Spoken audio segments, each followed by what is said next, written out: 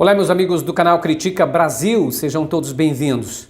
Senhoras e senhores, nós vamos falar hoje sobre o assassinato do indigenista Bruno e do jornalista inglês, o Dom Phillips. E também vamos falar que Bolsonaro busca acordo com o judiciário para não ser preso. Além da última fala de Bolsonaro a empresários que demonstram um cara já assim jogando a toalha, pessimista demais e com medo de ser preso o tempo todo. Essa imagem de ser preso é a que bate mais forte no Bolsonaro. E a cada tempo que passa parece que ele vê que não há luz no fim do túnel, mesmo que ele fale tanto a favor dos exércitos, dos militares, como se eles fossem fazer alguma coisa, parece que no fundo não é nada disso, que é apenas aquele blefe que a gente está acostumado a ouvir.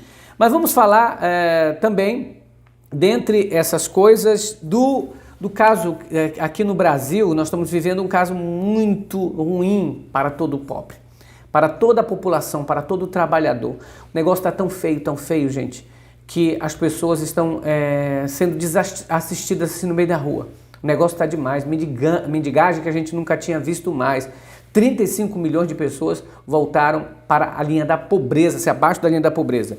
O assassinato do indigenista Bruno Pereira e do jornalista Dom Phillips pode ter sido um crime de Estado. O meu amigo jornalista Joaquim de Carvalho salientou que esse episódio envolvendo Bolsonaro falando, olha, esses camaradas aí foram para lá, foram se aventurar, e inclusive disse que o jornalista era mal visto. Ele falou, olha o que ele disse, ele foi capaz de dizer hoje, o Jair Bolsonaro, o seguinte: esse inglês fazia muita matéria contra os garimpeiros, questão ambiental, muita gente não gostava dele, era mal visto, né? Malquisto. Engraçado, ele está justificando o assassinato, e agora veio uma notícia de que a Band News noticiou de que 2 irmãos confessaram ter matado tanto o indigenista Bruno quanto o Dom Phillips. É o Bruno Pereira, que é o indigenista, e o jornalista Dom Phillips. Os 2 irmãos é o Ozenei da Costa e o Amarildo dos Santos. Confessaram à PF o assassinato dos 2. Foram decapitados, esquartejados, e os corpos foram queimados, gente, incinerados. Olha que maldade! O Bolsonaro tinha dito antes: indícios levam a crer que fizeram algum mal contra eles. A embaixada inglesa confirmou à família que a Polícia Federal havia encontrado corpos. Aí depois o Bolsonaro falou que os criminosos odiavam eles. Veja, que diacho é isso? Um presidente da República que tem que se meter nisso, tem alguma coisa estranha. O jornalista Joaquim de Carvalho diz, olha, se tudo não for esclarecido, é de supor que nós estamos aí vendo uma questão de crime de Estado. Agora, o que me chamou a atenção foi o Bolsonaro dar essa entrevista e falar desse jeito. Esse inglês aí fazia matéria contra os garimpeiros, ou seja, ele diz que os criminosos não gostavam do jornalista, os criminosos gostavam dele.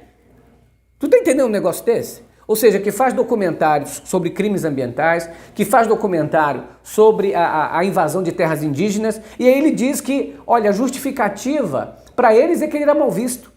Mas, os garimpeiros não gostavam dele, então por isso teriam direito de matá-lo. Veja, isso é palavra de um presidente da República? O jornalista era odiado e por causa disso, da matéria, foi morto? Isso é uma situação que a gente fica assim, meu Deus, isso é um cara falando, um cara que é presidente da República? Não deveria ele ser o primeiro a dizer coisas do tipo, olha, nós vamos investigar profundamente, é lamentável que isso tenha ocorrido no lugar que está, a Polícia Federal já disse, instituições falaram, no Vale do Javari, perigosíssima atuação contra os indígenas, ali garimpeiros, ou seja, é uma situação muito ruim quando o presidente da República diz que para justificar o assassinato de alguém, ele diz, não, mas ele fazia documentário sobre isso, ele denunciava os criminosos. Não se pode denunciar os criminosos, porque os criminosos amam o Bolsonaro, são queridos por Bolsonaro e odeiam aqueles que denunciam. É a mesma coisa de um jornalista que denuncia a milícia. É a mesma coisa no caso da Marielle Franco, que denunciava a milícia, foi morta e teve gente rindo. O Daniel Silveira, que ele perdoou, foi um dos caras que debochou do assassinato da Marielle Franco, cara. E o que a Marielle fazia? Denunciava criminosos. Criminosos que amam Bolsonaro. Criminosos que ele defende. E que ele, inclusive, perdoou o Daniel Silveira. E o que o Daniel Silveira fez de tão bem para o Brasil? Além de nada. Além de incentivar a violência. Além de bagunçar com a morte de uma mulher. Já pensou o que a mãe da Marielle não imaginou, não sofreu com essa gozação, esse deboche contra a morte da sua filha? Isso não é presidente da República.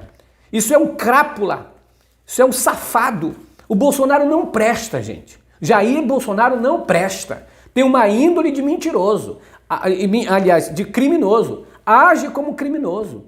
Então é uma coisa assim, estapafúrdia, que nós devemos nos livrar dessa desgraça que veio para o Brasil. O Bolsonaro é uma desgraça. Tudo que ele toca se transforma. É assim uma pessoa da mais alta periculosidade. Vulgar, não respeita as pessoas, não respeita as instituições e vive o tempo todo avacalhando com a gente.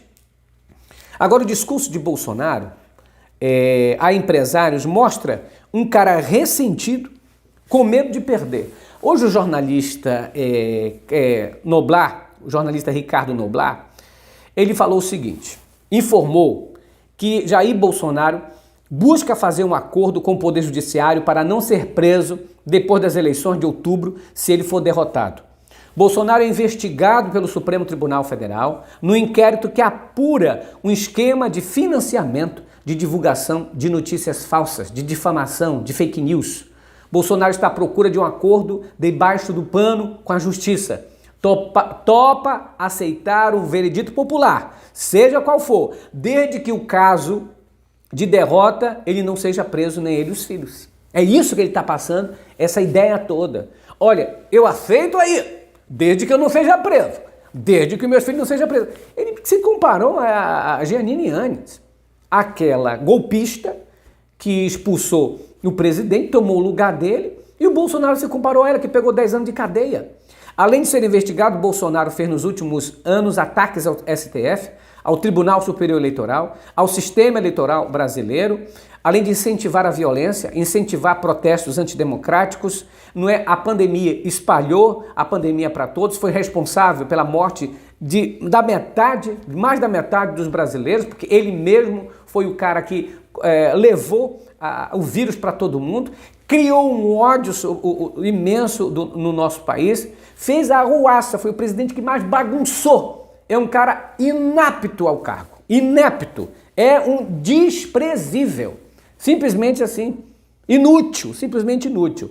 E ele agora busca fazer, não é, esse acordo e ao sistema eleitoral brasileiro com o objetivo de minar as instituições. O índice do Bolsonaro de desaprovação é maior do que 50%, chegando a 67%, e os números daqueles que dizem que está top, né, ali varia de 20% a 18%. Ou seja, Bolsonaro está realmente com os dias contados. Ele tenta desestabilizar o sistema eleitoral, ele tenta arrastar os militares para a sua ânsia de poder, para o seu medo de ser preso, mas, pelo que tudo indica, e ele mesmo se mostra, há uma espécie de vamos fazer dos militares da alta cúpula do Exército, vamos fazer ele perceber que a gente vai ajudar ele.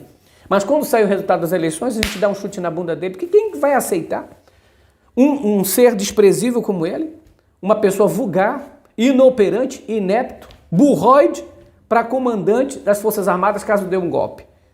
É estranho. E nem um golpe do mundo você coloca um sujeito desse. Qualquer ditador que você pegue, se era militar, era um general que comandava. E não um imbecil desse que foi expulso do exército e os generais estão querendo já ele embora. Aí fazem esse agrado para ele, porque ele é o presidente da República. Né? Fazem muitas vezes coisas erradas. Por quê? Porque o cara é presidente da República. Vamos fazer o quê? Então, ó, vamos continuar. Tá? Quantos minutos aí, Moreno? Vamos arrebentando a boca do sapato. Gente, me ajudem, por favor, a divulgar. A gente está diminuiu muito a participação nossa aqui em vídeos por conta da doença da minha mãe. A minha mãe adoeceu muito, a gente teve choramos aqui em casa, foi momentos assim terríveis que a gente viveu. Pensei que eu ia perder minha mãe. Ela está internada num hospital particular, nós colocamos ela muito caro, toda a família se reuniu para ajudar. E se você puder ajudar a este canal, nesse momento também, ajude pelo Pix 61 98304 6113. Minha mãe, graças a Deus, está fora de perigo, mas está internada ali e eu peço muita oração de vocês. Aqueles que não puderem ajudar de outro jeito, ajude com suas orações, compartilhando esses vídeos e a gente, nossos irmãos todos unidos, vamos conseguir e se Deus quiser ela vai sair dessa e Deus acredita o que quer. Senhoras e senhores, outra situação, eu vou colocar aqui um vídeo, você vai ver agora um vídeo, do Parlamento Europeu, o Parlamento Britânico, a ex-ministra, primeira-dama da Inglaterra, do Reino Unido, a Theresa May, ela falando sobre o caso do Dom Phillips, que é este inglês que foi morto lá pelos garimpeiros. E é um caso que a gente tem que perguntar, esses garimpeiros que mataram ele, movidos pelo quê?